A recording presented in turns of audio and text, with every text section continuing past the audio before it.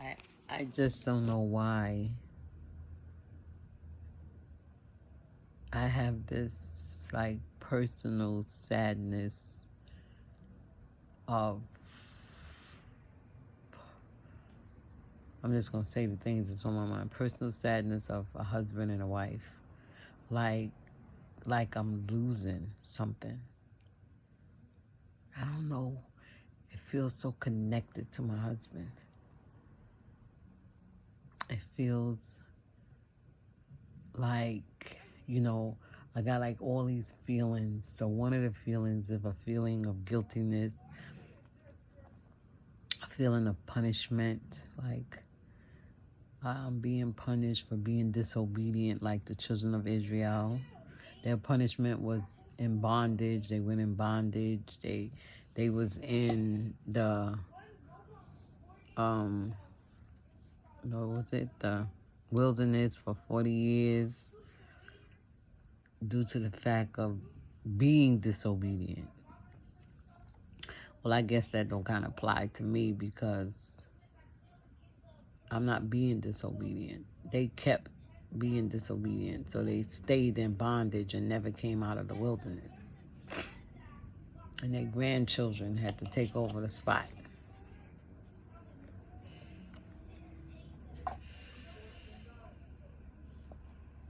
But it just, I'm like, oh my goodness.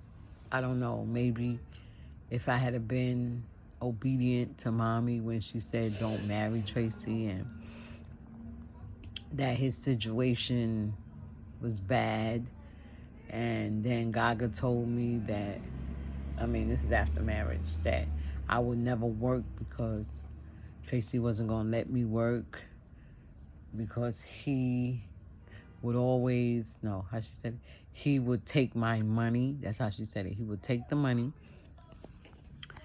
And if I didn't give it to him, he was going to kill me. So, I mean, she literally said that. So, to be honest, I never had a job while I was with Tracy.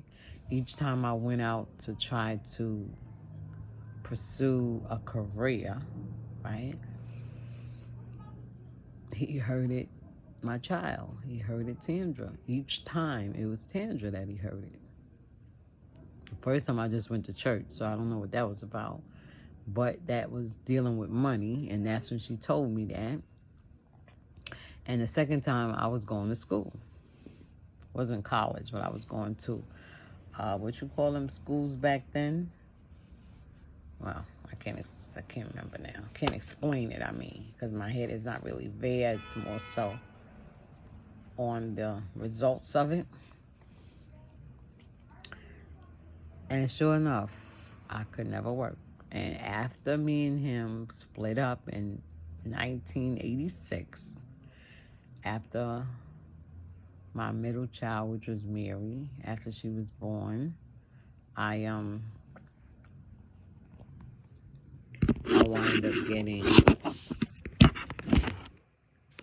wind up getting a job, right?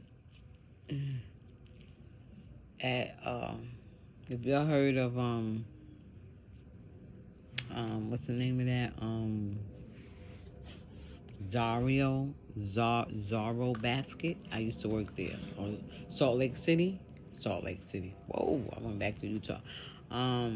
South Street. See how my mouth is? South Street Seaport. I got a job there. I was offered to be a manager, and I didn't take it because I was worried about Tracy and what he would do. I was scared of the promotion because it was a promotion. I was scared of the responsibility. But most of all, I was scared for Tracy. I was scared about Tracy. I was scared that, you know, I don't know whether this was before he did what he did to Tandra or after he did what he did to Tandra. But I know I was afraid to take the job. I was afraid of him, per se. So I sit back today and I think about those things and I say to myself, what if? What if I had obeyed mommy from Utah and got away from Tracy and stayed away from Tracy. No matter how much he pursued me and kept, every time I turned around, he was in my space. What if I had afforded and not gave in and just separated myself? Even to the point where I would have left Job Corps. Came up with some type of lie and left Job Corps. And where would I have been today? Not as far as in life. I'm talking about love. This is a love video right here. This is not life. This is not spiritual. But even though we know spiritual, gonna get in it because I always go down that road because I can't help myself. Because I look at everything in a spiritual aspect. But in the natural aspect right now, I want to focus on how would my life have been if I had went down that road?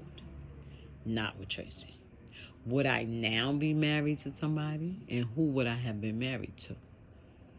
Would it have been the guys that I came in contact with? Because there was one guy I came in contact with. His name was Sherwood. Oh, his last name was Hardy. Hardly. H-A-R-D. Yup, his name was Hardy. Just like Sister Hardy. And I got pregnant by him. I was going to marry him. And he got killed. And I lost the baby. Nothing I did. I didn't abort the baby. I didn't break up with him or nothing. He died. And this was in 1993 because Daniel was born 1992 year. So this is a year after Daniel. So Daniel was about 1 year old. And yeah, he died in 1993. My father died in 1994. And my grandmother and uncle died in 1995. So I had 5. I had 3 years of death right behind one another. So he was a person that I had made a decision to spend my life with. So I guess when you actually think about it, let's go down the road. If I didn't meet Tracy, I didn't get married, then I would have never went down the road to being in a shelter. Because Tandra would have never started the fire. Because I wouldn't have had Tandra, because Tandra's Tracy's child, and I wouldn't have been with Tracy. I wouldn't have been living there. I probably would have lived with mommy until I don't even think I probably would have left her. I don't even think I would have went on my own, because my love for her was so strong that I would have stayed living with her. So she moved from, what was her address? 180 Stag Walk. That's the apartment that I grew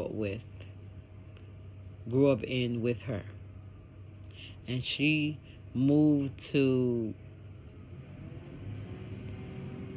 Hopkinson, Thomas Boyland, Senior Citizen Building. I wasn't with her. So, let's go down this lane. Maybe or maybe not, she would have still got into that building. But it would have been with me there living with her, because I wouldn't have had no kids. Let me see. She died 93. I was 63, 73, 83. 93. 94, 95. I actually was 42. Wait a minute. Let me count that again. I was no 42 when mommy died. Let me try it again. I was born 1963 and she died 1995. So 63, 73, 83, 93, right? 94, 95. I was 32 years old. I know I was in my 30s. When she died, I was 32 years old. When my father died, I was 31. When Sherwood died, I was 30. So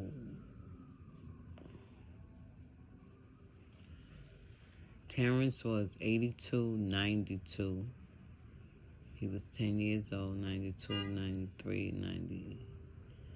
Terrence was 11 years old. No, 83, 93. 93, 94, 95. Yeah. He was 12 years old. Because he was born 1983. Sherwood died 1993. Right? So he was 10 years old, 83, 93. He was 10 years old. Tandra was 11 years old because Tandra was born 1984. And Mary was born 1985. So it was 10, 11. It was 10, 10, 9, 8. Mary was 8 years old. And Danielle was 1. So he died 93, 92 years. She was 1 year old when Sherwood died. So me and Sherwood was preparing to change. We was preparing to put his name on Danielle's birth certificate. I wasn't changing Danielle's last name. The baby had to have his last name. So we was preparing to go through the procedures of changing Danielle's last name, which was Jordan, to Danielle Hardy, so that he could come into the shelter with me. But unfortunately, he got killed, and that didn't happen. I was pregnant. Unfortunately, I miscarried the baby at 3 months old. The baby was 3 months old when I miscarried it.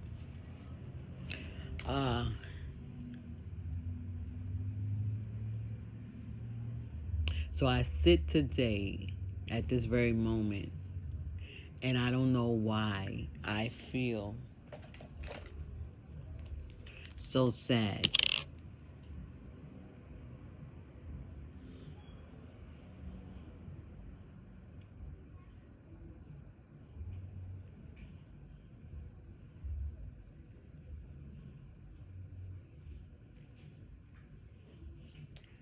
I don't know why I feel so sad, because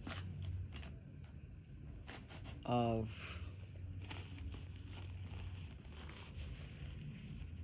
I had to put my eye drops in.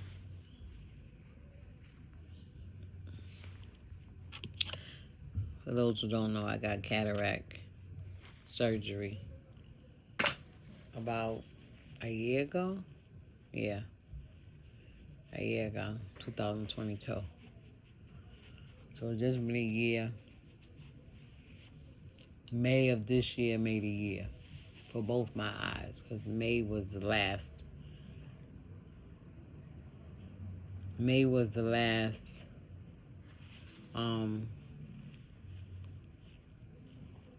I think it was July. May was the first, July was the last. So July of this year made a year. So anyway. So I just feel so sad because, maybe if I was hard-hearted, or maybe if I was unable to love, or maybe if I was at that place, if I was that type of person that did not want to love, then maybe it would be so easy for me just to go on and not feel nothing. But when I see people with husbands, and I see people with wives, and they just mistreat them, and they don't show no type of passion. Like, for instance, this is going to be a real video, so I'm going to name some real names.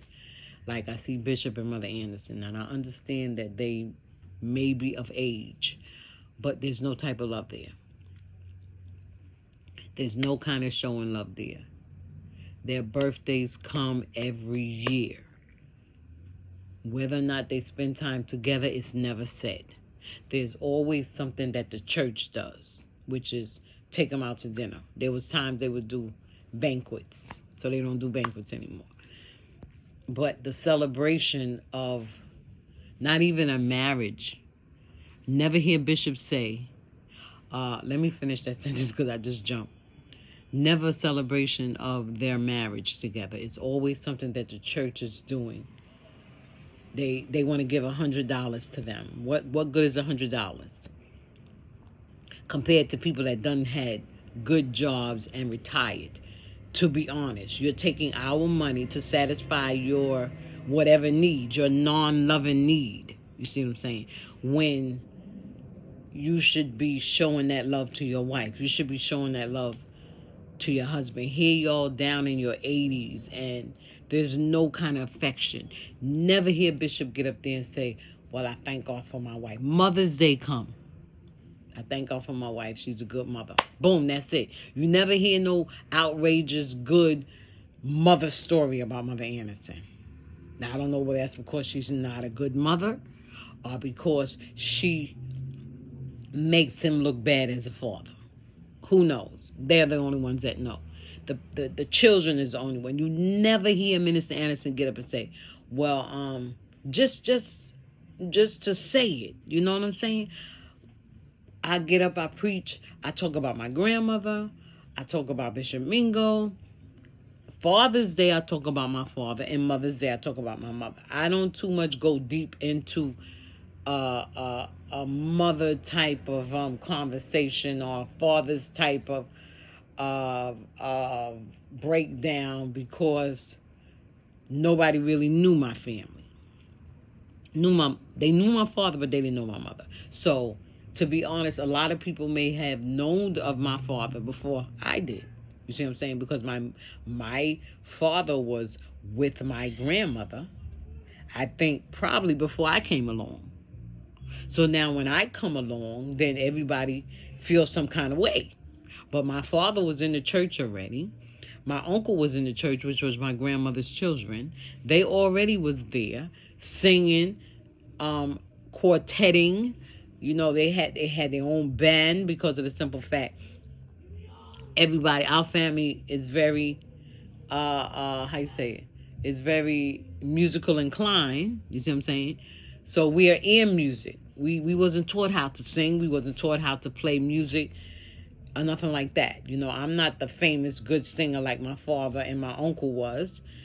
And I mean, both uncles, my uncle on Bishop Mingo's side and my uncle on my mother's side. I mean, my grandmother's side. But I'm musical inclined. I hear the music, and therefore, if I had, I guess, went to school to learn music, then I would be able to play by ear. So that's how my father was. So I didn't too much know them. So they were there before I probably came along. They was in the church, of course, because my father was a little boy growing up in the church. I'm not sure whether Bishop Anderson was there or not. But I'm sure that he knew about them before I did. And that's where the distance come between me and Bishop Anderson. Because he feel that 3 years of my life he knew about that I didn't know. So he would throw those years against me and don't want me to be a part of the church, don't want to agree with me with Bishop Mingo's lifestyle and life living and conversations and stuff like that. Don't want to agree with me with Mommy because Mommy was my grandmother and not my mother. He feels like he know more about them than he do me and than I do. Let me put it that way. So we were getting a little debate, right? And we had gotten to one recently, right? Maybe about a month ago. And I'm telling him, I'm asking him, how often did you see Bishop Mingo with a hat on? He was talking about my sleeves. And he was saying, you would never come into church with your sleeves like that. I said, of course not, because I was a child. But I would go into church with my sleeves like this if they was alive today. Because it's a different outlook then. I was a child then. So however they dressed me, that's how I dressed. So he and then when I tried to tell him about Bishop Mingo, I said, you can't tell me about my grandmother. Oh, yes, I can. No, you can't. I said, you're stepping out of line now. I said, what you know about her, you know. But you can't tell me my life with her and try to... You can't take my life, that's how you can't take my life that I had with my grandmother and Bishop Mingo and compare it to the life that you had, because you had a different type of life with her, with them, because you are not a relative to them. So a lot of things that you may have saw, I may not have seen, because that was on the spiritual side. That was on the, oh, I take him as my son, but you're not his son. Just like you can't sit down and tell Uncle David about Bishop Mingo, because that was Bishop Mingo's nephew. Okay? You can sit back and you can talk about Mother Giles, and you could talk about Samuel, because of the simple fact you was in the picture then. You was all up in Mother Giles' house. So you probably knew when Samuel was conceived. You knew about Uncle Walter. You knew about all of them. I ain't know about them. So now here's the thing. Because these are the things that he knew. You see what I'm saying? He used it against our family. And he pushed Mother Giles out the church. And he pushed Sammy out the church. And he pushed Uncle Frank out the church. And he pushed Aunt Pet at the church, and he pushed the Howards out the church, and he pushed the Jones out the church. It's the truth, okay? It's the truth. So now, and then there's more that left because of the simple fact. Here's because Bishop Mingo told him that's why your name is Thomas, because you're doubting. You are doubting Thomas, and you do not believe nothing that I would say, because of who I am. So anybody that deals with being a woman to Bishop Mingo, you're going to have some problems. So now let's forward wind back to marriage. What kind of husband are you that you don't recognize your wife? So if you're not doing it now, you didn't just stop doing it. You ain't been doing it when you first married the lady. And here's the thing. People have a tendency of being the great husband, the great boyfriend, the great dater, and then the great husband in the process of honeymooning. And once the honeymoon phase is over, then you go back to being the devil. You go back to being who you were when you was a child, when your mama had to scold you for the different things that you was doing that your mama said you shouldn't do, but you ain't want to listen to mama because you had some issues with daddy. Now, hey, let me tell you something. I don't know about Bishop Anderson's life, but what I've learned from my own experience as a child and being married myself is that men has a tendency of gravitating to women that are motherly if they had issues with their mother. Men have a tendency of gravitating to women that are motherly when they have an issue with their father. Why is that? Because of the simple fact that gives them the chance to dominate that woman. Because daddy wasn't there. Or they sat in an atmosphere of daddy bossing mommy around. And here's the thing. Let me finish saying it. They sat in the atmosphere where daddy bossed mommy around, so they felt that this is the way that I'm supposed to treat a woman. I'm going to get that sentence out, but that's not what I really want to say. No. People have a tendency of using excuses. Because I saw my mama because I saw my daddy hit my mama, I vow I would never hit a mother. I would never hit a woman. But here's the thing. You're not addressing how you felt when your dad hit your mom. Now, if you had some issues already with your mom and your dad beat up your mom or slapped up your mom or talked disrespectful to your mom, Your issues that you have against your mom, your feelings is going to be, now what you got to say. So that's going to carry over in your relationship with a woman. You're going to become very aggressive with that woman. Now, let's backtrack to the same situation, but a different scenario. You see that in your household and you say to yourself, wow, you go to your mother and you tell your mother, oh, mommy, I'm so sad, Dad. I'm so sad Dad did that to you. I'm very sorry about it. And that kind of affects you. You become remorse against your dad, right? So you know what happens? You become a very jealous man. So every time you're a woman, you get a relationship, yes you do, but you gravitate to that motherly woman because you want to take care of her. So you give her everything she wants, you pamper her and all this, but that doesn't mean you love her. It just means that, oh, I got to take care of this woman because it reminds me of my mother. So I have to I wasn't at a place where I could take care of my mother because I was too young and daddy would have slapped me underneath the table. So, but here I am, I'm a grown man now. So I'm going to do the things for this woman that I would do for my mother because she reminds me so much of my mother. That relationship won't work. So now, let's forward wind to Bishop and Mother Anderson again. I know you're probably saying, you focus on Bishop. What about Mother Anderson? I'm going to get to Mother Anderson. Let me go get my coffee. I'm going to come right back to Mother Anderson.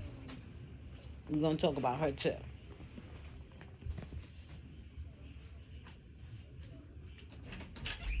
Julia, can you get yourself for me, please? Yeah. Having fun? Okay, so good. I didn't have to go out. He did that for me. So now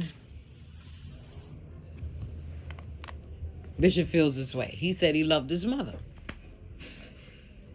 He said when my mother got sick, I would pick her up and I would carry her. And I'm trying to think if he said that about Bishop Mingo. I think I heard him say something about Bishop Mingo gets sick. I would do the same thing to Bishop Mingo. I don't know. Thank you, dear. Wait a minute. It don't feel hot.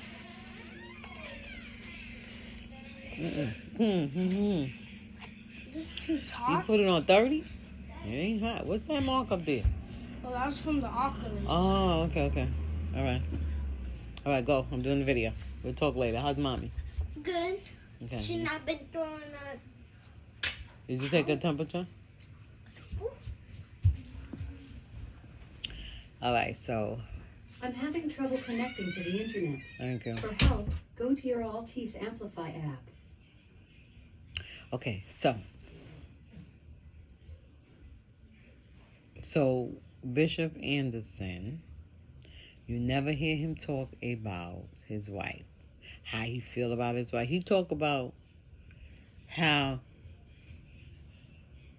he followed her, I think to New York City or something like that, how far he would travel to see her and stuff, but that emotional side of him, you don't see.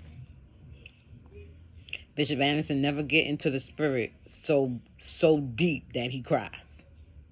Never.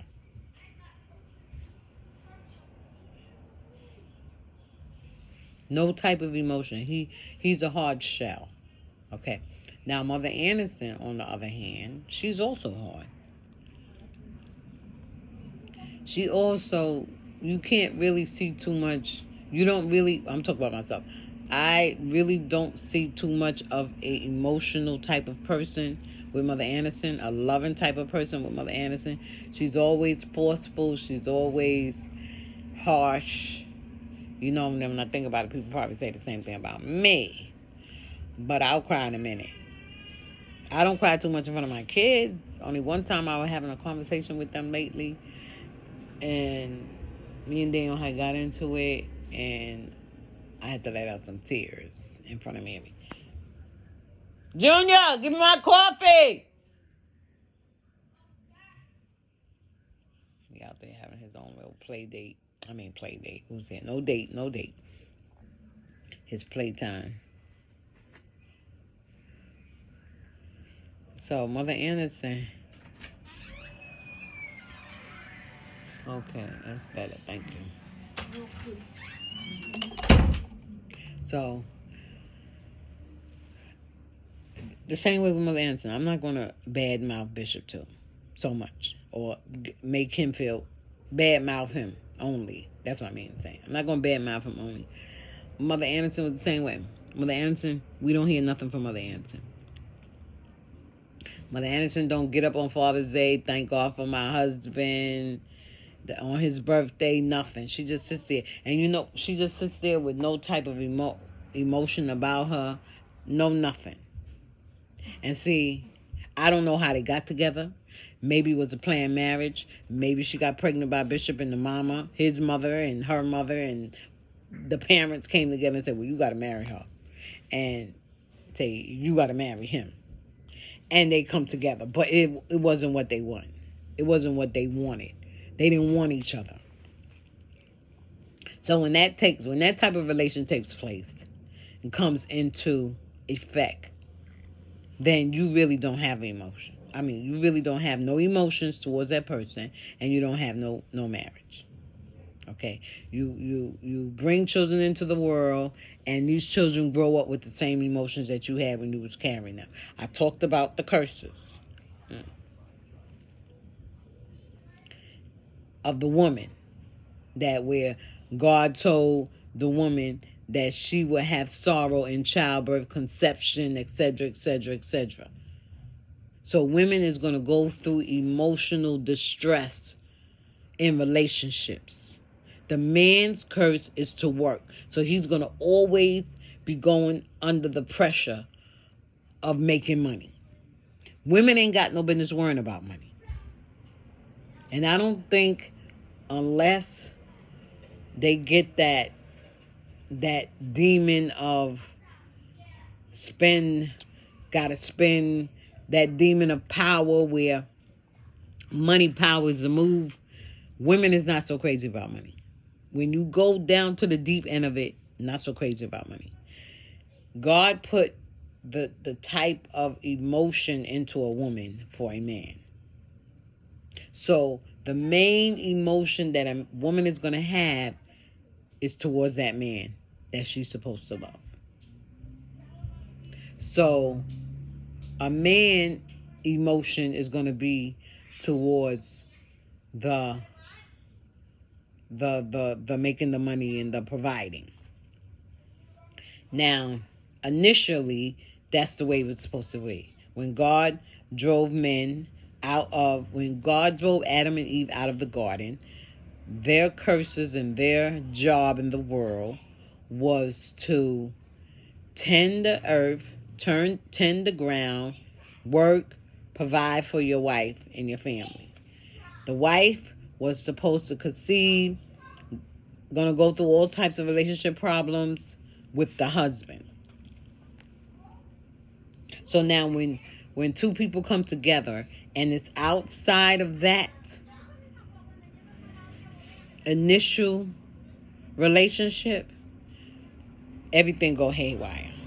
So if you force into a marriage, you ain't gonna enjoy it. If you forced into a pregnancy, you ain't gonna enjoy it. If you get pregnant and you can't get rid of the kid because of whatever the reason is, that child is gonna suffer the consequence.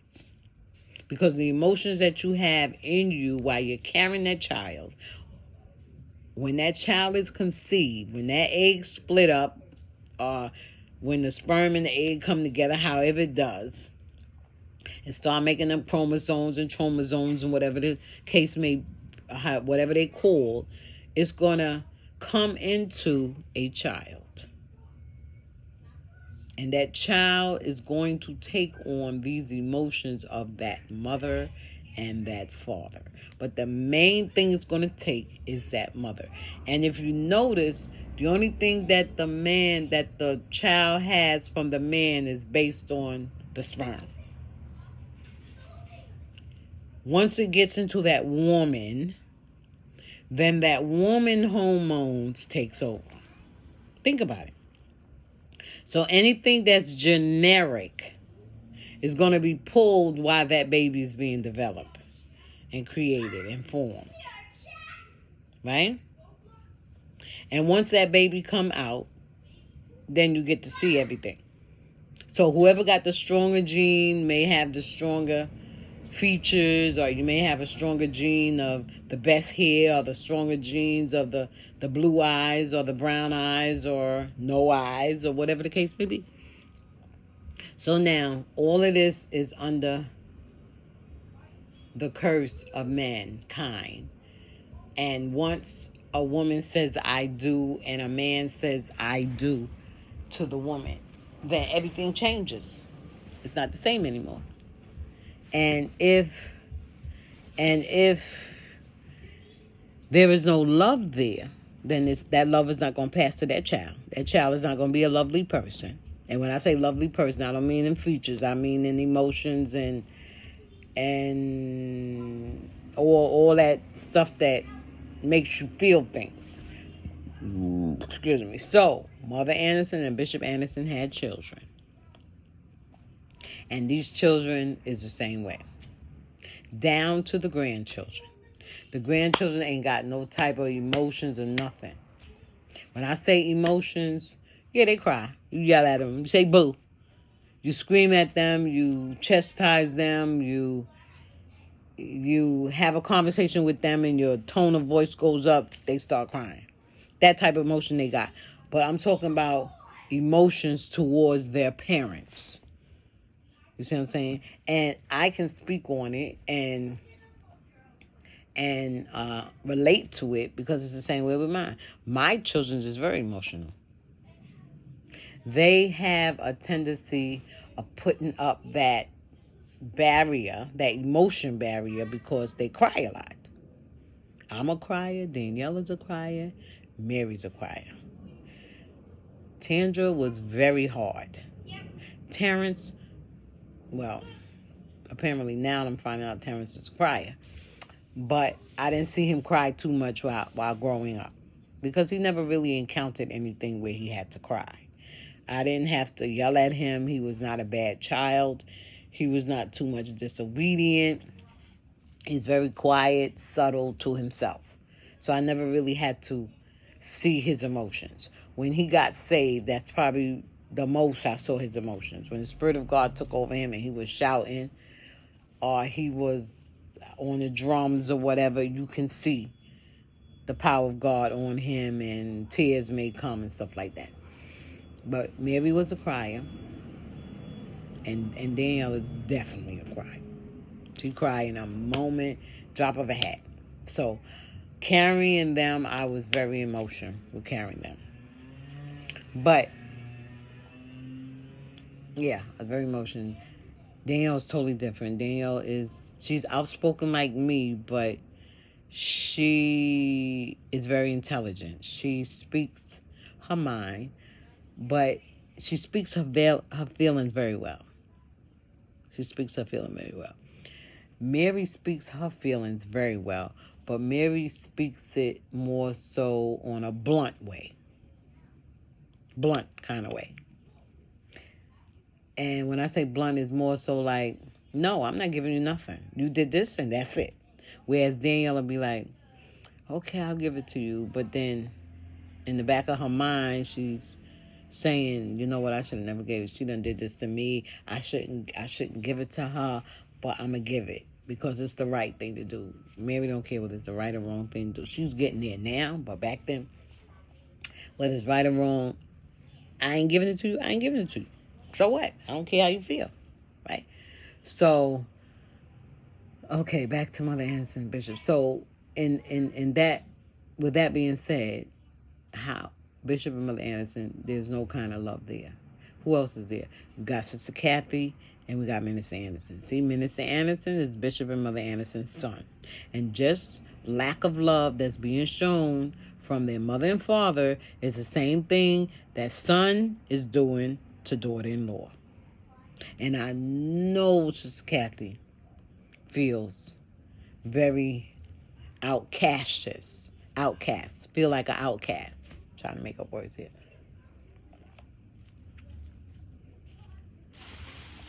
And it's very sad because Sister Kathy, I never considered Sister Kathy to be a bad looking woman. She's a nice looking woman and stuff like that. So the thing is that her situation caused her to be in a situation that she couldn't get out the situation. So now she's deep in this situation. And I don't live with them, but me and Sister Kathy used to be like this, besties, as they said. And they would, when I would go to their house, there was no kind of affection going on. To the point where Sister Kathy would talk to me. At that time, she would talk to me. And they kind of came into the midst of our friendship. And I think that's why. Because Sister Kathy was really confiding in me and telling me different things about how she felt about certain things. And, it was crazy. But anyway, it went down to son. Now, I don't know how daughter is, but I believe daughter and son-in-law is not together. And I think it all boils down to mom and daddy. And see, right now they can't say nothing. So how they treated their children and their grandchildren, I guess I feel that they're trying to make up for it now with their great-grandchildren. Right? Because Bishop talked me into hell because my child had a child at whatever age she had and brought it into church, and I was such a devil and a demon and I needed to go to hell for it. And now they going through the same thing. My grandmother used to always say to me, not to me in the aspect of you did it, but to me in the aspect of teaching me that do not never call the kettle black. As the saying say, the pot calling the kettle black. Do not never call the kettle black, because you may become that kettle. So you here, he there, talking about me. They shun me. They don't have nothing to do with me and my children. Kick my children out of the choir. Kick my children off the drum. My son told me that either Bishop Anderson or Pastor Glover came over to him when he was playing the drum and he was supposed to have been saved and told him that he couldn't play the drums. You know I didn't know that. I was so hurt. I had to tell him, I said, I'm so sorry. I said, I didn't know that. And I didn't even get on him and say, well, you should have told me. That didn't even come to me. Now that I'm thinking about, wow, it didn't even come to me. But I didn't know that. How dare you go tell somebody they can't play the drum? They not your drums. I used to play the drum. They used to get on me about the drums. No, you ain't playing. They would never say to me I couldn't play, because when they came to the church, I was playing the drums. So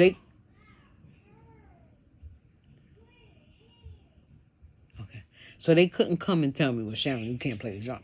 So what would happen, what they did was that when I would leave the church, when I was on those spurs of backsliding, and when I would come back to church, they wouldn't let me play.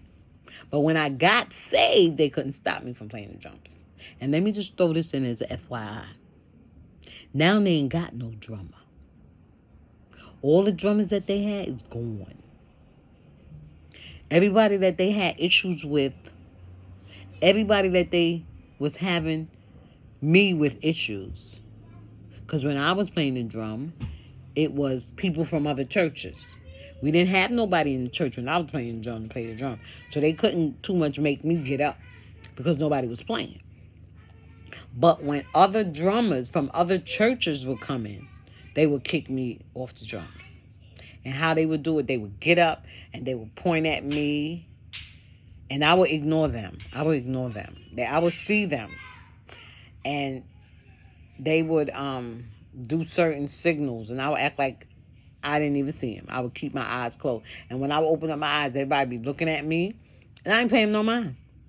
And maybe people was kind of feeling for me, because nobody would actually tell me, oh, they calling you. It will always be the usher. You know who the usher was? Missionary Smallwood. And she would come over to me and say, Bishop said to let so-and-so play the drum. And I would just be like, nope. And I would look up at her, and she would look at me like, you being this or being this. I didn't care. This is my church. These are my drums. I'm not getting up. So what would happen, how I would get up is that if I had to go to the bathroom, they would ride it out until I had to go to the bathroom. And I had to go to the bathroom, and sometimes I didn't have to go. Sometimes I would just get so tired because I could see how people was acting. Somebody's calling. I'll get back to you.